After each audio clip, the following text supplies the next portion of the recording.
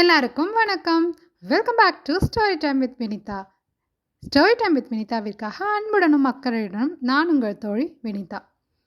உங்களுக்கு எப்போ பார்த்தாலும் ஒரு சோர்வு, ஒரு டயர்ட்னஸ் இருந்துக்கிட்டே இருக்கா? நம்மளுக்கு வயசாயிடுச்சு, அதுதான் உடம்பு இப்படி இருக்குது அப்படின்னு நீங்கள் நினச்சா அது தப்பு. ஒரு ஜப்பானிய ஆய்வில் என்ன சொல்கிறாங்க தெரியுமா? நம்ம கண்ணு முன்னாடி இருக்கிற தேவையில்லாத பொருட்கள் நம்ம உடம்போட ஸ்ட்ரெஸ் ஹார்மோனான கார்டிசாலை 30% வரைக்கும் அதிகமாக்குதான். இதை நாம் கவனிக்காமையே பழகிட்டோம். ஆனால் ஜப்பானில் வீடுகளை வெறும் தங்குற இடமா மட்டும் பார்ப்பது இல்லை, அதை மனசை குணப்படுத்துகிற இடமா வடிவமைக்கிறாங்க. இன்னைக்கு நம்ம வீடியோவில் ஜப்பானியர்கள் தங்களோட வீட்டை எப்படி ஒரு அமைதி பூங்காவாக மாற்றுறாங்க அப்படிங்கிறத ஒரு 15 பழக்க வழக்கங்களை வச்சு பார்க்க போகிறோம். வாங்க வீடியோக்குள்ளே போகலாம். நாம் பின்னாடி இருந்து போகலாமா? Habit number 15. காற்றை சுத்தப்படுத்துங்கள், மனதை தெளிவாக்குங்கள். த கான்சோ ரூல். நம்மளில் பல பேர் வீட்டை சுத்தம் செய்யணும் அப்படின்னா நம்ம முதல்ல ஓடி போகிறது வார்ட்ரோப் இல்லை ட்ராயர்களை தான் க்ளீன் பண்ண ஸ்டார்ட் பண்ணுவோம். ஆனால் ஜப்பானில் கண்ணுக்கு தெரியாத ஒரு குப்பை இருக்குன்னு நம்புகிறாங்க. அதுதான் தேங்கி போன காற்று. அங்கே பாரம்பரியமாக தினமும் காலையில் எந்திரிச்ச உடனே வீட்டு ஜன்னல்களை திறந்து வைப்பாங்க. பனிக்காலமாக இருந்தாலும் சரி, ஒரு 10 நிமிஷம் ஜன்னலை திறந்து வச்சு வீட்டுக்குள்ளே புதிய காற்று வர்றதுக்கு வழி செய்வாங்க. ஜப்பானில் இதை சூகி ஓகு, காற்றை மாற்றுதல் அப்படின்னு சொல்கிறாங்க. இது வெறும் உடம்புக்கு மட்டும் இல்லை, மனசுக்கும் ஒரு புத்துணர்ச்சியை தருது. உங்கள் வீடும் ரொம்ப ஹெவியாக ஒரு மாதிரி அடைச்சி வச்ச மாதிரி இருந்தால் உடனே ரூம் ஸ்ப்ரே அடிக்காதீங்க. 2 ஜன்னலை திறந்து வச்சு 10 நிமிஷம் நல்ல கிராஸ் ப்ரீஸ் வர விடுங்க. அப்புறம் ஒரு நல்ல சாம்பிராணி இல்லை ஊதுபத்தி ஏற்று வைங்க. எனர்ஜி மாறுறதை நீங்களே உணர்வீங்க. Habit number 14. தரையில் பொருட்களை வைக்காதீங்க. No floor storage rule. நம்ம ஊர் வீடுகளில் கட்டிலுக்கு அடியில் பிளாஸ்டிக் பாக்ஸ் வைக்கிறது, மூளையில் துணிக்கூடைய வைக்கிறது ரொம்ப சாதாரணம். ஆனால் பாரம்பரிய ஜப்பானிய கலாச்சாரத்தில் தரை அப்படிங்கிறது ரொம்ப புனிதமான ஒரு இடம். அங்கே இருக்கிற ஒரு தத்துவம் என்ன அப்படின்னா, நீங்கள் தரையில் குப்பையை சேர்க்கும்போது உங்கள் வாழ்க்கையோட அடித்தளத்தையே குப்பையாக்குறீங்க அப்படின்னு அவங்க நம்புகிறாங்க.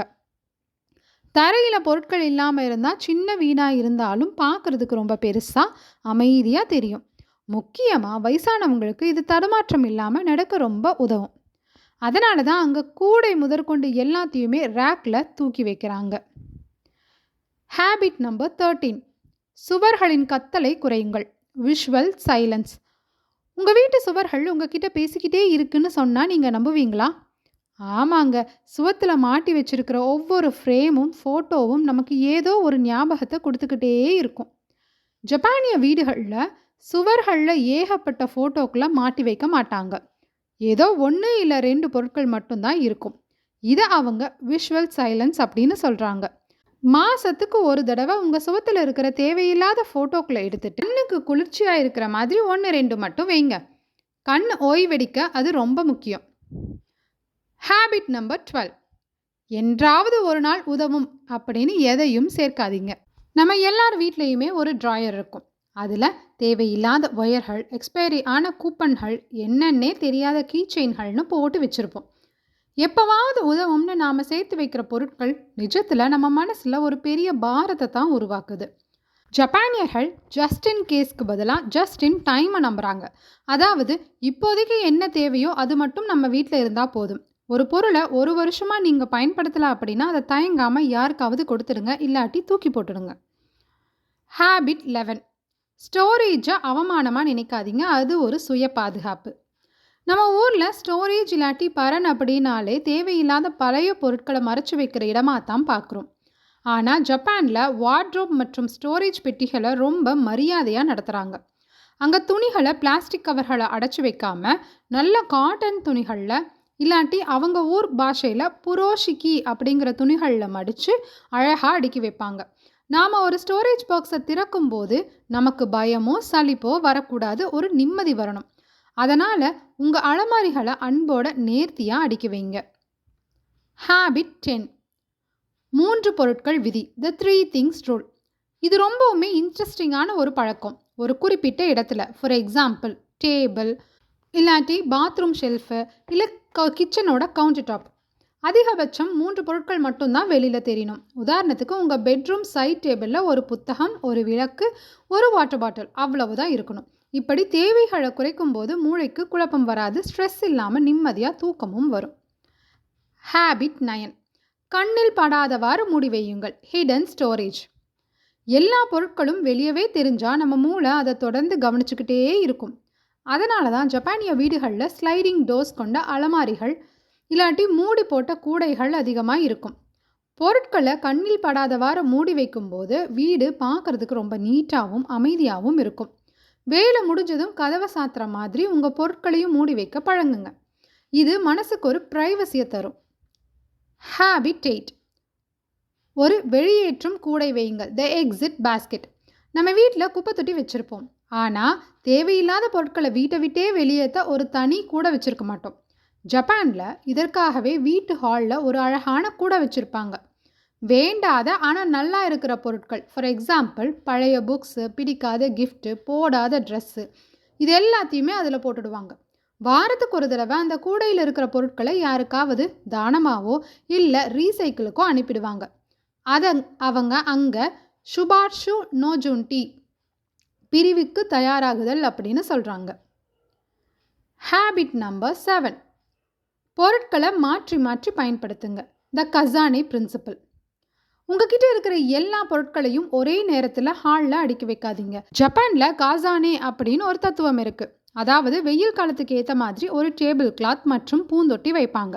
மழைக்காலம் வந்ததும் அதை எடுத்துட்டு அதுக்கு ஏற்ற மாதிரி வேறொரு பொருளை வைப்பாங்க. இதனால் வீட்டுக்குள்ளே புதுமையும் இருக்கும், அதே சமயம் குப்பையும் சேராது. Habit number 6. படுக்கையை ஒரு சரணாலயமாக மாற்றுங்க. நம்ம பெட்ரூம் எப்படி இருக்கோ அப்படித்தான் நம்ம மனசும் இருக்கும். ஜப்பானிய வீடுகளில் பெட்ரூம் அப்படிங்கிறது ரொம்ப மினிமலாக இருக்கும். ஒரு பெட்டு, ஒரு சின்ன செடி, ஒரு டைரி, இவ்வளவு தான் இருக்கும். தேவையில்லாத எலக்ட்ரானிக்ஸ் பொருட்கள், ஏகப்பட்ட ஃபோட்டோக்கள்னு எதையுமே அங்கே வைக்க மாட்டாங்க.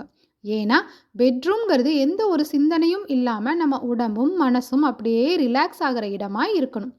இதை ஹனோனோமா, நிம்மதியான சுவாசத்தின் இடம் அப்படின்னு சொல்கிறாங்க. Habit number 5. தற்போதைய வாழ்க்கைக்கு உதவாத டூல்ஸை தூக்குங்க. ஜப்பானில் மொத்தை நாய் அப்படின்னு ஒரு வார்த்தை இருக்குது. வேஸ்ட் பண்ணுறது தப்புன்னு இதுக்கு அர்த்தம். ஆனால் உபயோகமே இல்லாத ஒரு பொருளை வீட்டுக்குள்ளே வச்சுருக்கிறது அதை விட பெரிய தப்பு.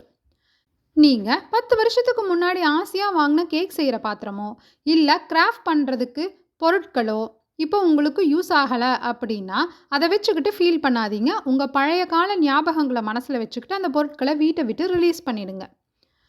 Habit number 4. தினமும் ரீசெட் தட்டு, அதாவது டெய்லி ரீசெட் ட்ரே. ஜப்பானியர்கள் தினமும் இரவு கிச்சன் வேலை முடிஞ்சதும் ஒரு சின்ன மரத்தட்டை எடுப்பாங்க. அதில் ஒரு மெழுகுவர்த்தி, ஒரு துணி, அவங்க கண்ணாடி கேஸ் இருக்கும். அதை வச்சு டைனிங் டேபிளை தொடச்சி மெழுகுவர்த்தி ஏற்று வச்சு அன்னைக்கு நாளை நிறைவு செய்வாங்க. ஜப்பானில் இதை ஷிமே, அதாவது அன்றைய நாளின் எல்லையை குறிப்பதுன்னு சொல்கிறாங்க. இதனால் இன்னையோட வேலை முடிஞ்சது, இனிமேல் நாம் ரெஸ்ட் எடுக்கலாம் அப்படின்னு நம்மளோட மூளைக்கு ஒரு சிக்னல் கிடைக்கும். Habit number 3. வீட்டிற்குள் அமைதி வாழட்டும். Let silence live. நம்மள பல பேருக்கு வீட்டில் டிவி ஓடிக்கிட்டே இருக்கணும், இல்லைன்னா ஃபோனில் ஏதாவது பார்த்துக்கிட்டே இருக்கணும். ஆனால் ஜப்பானிய கலாச்சாரத்தில் சமைக்கும் போதோ சாப்பிடும் போதோ எந்த சத்தமும் இல்லாமல் அமைதியாக இருக்கணும்னு விரும்புவாங்க.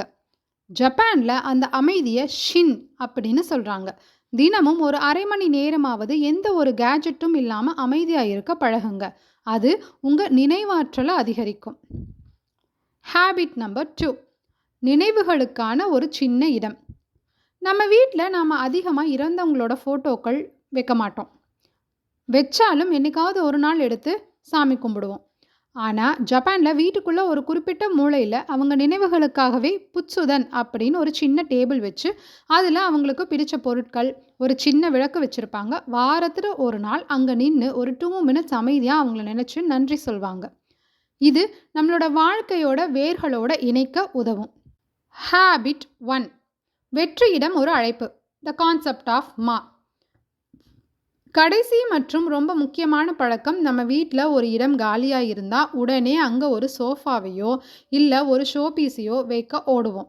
ஆனால் ஜப்பானிய டிசைனில் காலியாக இருக்கிற இடத்துக்கு மா அப்படின்னு பேர். இசைக்கு நடுவில் வர்ற கேப் தான் அந்த பாட்டுக்கு எப்படி அழகாக இருக்குமோ அதே மாதிரி தான் வீட்டுக்கு நடுவில் இருக்கிற காலி இடமும். வீட்டில் இருக்கிற காலி இடத்த பார்த்து இங்கே என்ன வைக்கலாம் அப்படின்னு யோசிக்காதீங்க. அப்பாடா, இந்த இடம் காலியாக இருக்குது, இங்கே வீடு நிம்மதியாக மூச்சு விடுது, நானும் மூச்சு விடலாம் அப்படின்னு நினைங்க. சரி நண்பர்களே, ஜப்பானியர்கள் வீட்டை மாற்றுறதுக்கு புதுசாக எந்த ஃபர்னிச்சரையும் வாங்குறது இல்லை. அவங்க வீட்டை பார்த்துக்கிற விதத்தை தான் மாற்றுறாங்கன்னு நம்ம புரிஞ்சுக்கிட்டோம் இல்லையா? இந்த 15 பழக்கங்களில் உங்களுக்கு எந்த பழக்கம் ரொம்ப பிடிச்சிருக்குன்னு கீழே கமெண்ட்ல சொல்லுங்க. இதே மாதிரி இன்னும் பல சுவாரஸ்யமான கதைகளோடும் டிப்ஸ்களோடும் அடுத்த வீடியோவில் உங்களை சந்திக்கிறேன். அதனால் மறக்காமல் நம்ம ஸ்டோரி டைம் வித் வினிதா சேனலை சப்ஸ்கிரைப் பண்ணிடுங்க. ஸ்டோரி டைம் வித் வினிதாவிற்காக அன்புடனும் அக்கறையுடனும் நான் உங்கள் தோழி வினிதா. நன்றி, வணக்கம்.